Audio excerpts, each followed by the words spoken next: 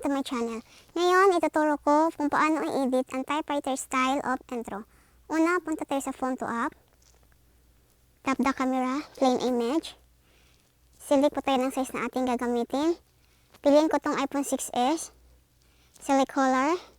Pili lang po tayo kung anong gustong kulay natin gagamitin. I will choose the blue. Apply. Use and save. First, i-save muna natin itong image natin, yung photo. Then, add text. Isusulat ko lang po itong channel name ko. Pili tayo ng font na natin gagamitin. Yan lang.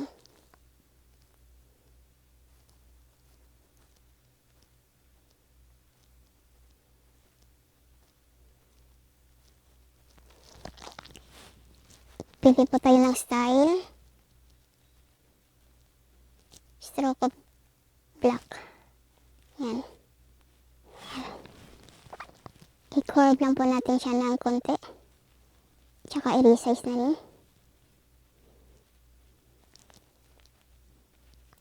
Next, add text. Select font. Piliin ko lang po itong typewriter style na intro na font.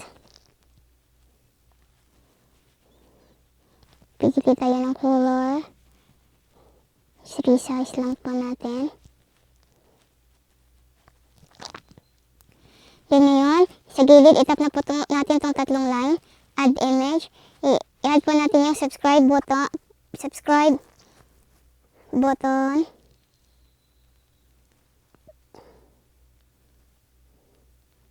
Yan. Ito ilagay sa baba. Yan yung po ng ating intro. First, isip natin itong editing live. Yan, isa-isahin po natin sila mag-save. Next, channel name, save image.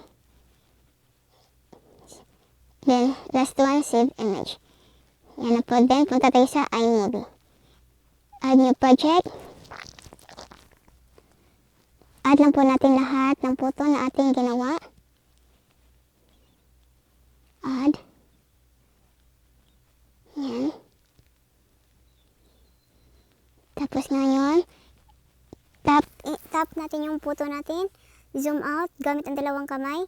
Keyboard enable. Zoom out, keyboard enable. Zoom out, keyboard enable. Para hindi po gagalaw ang ating photo.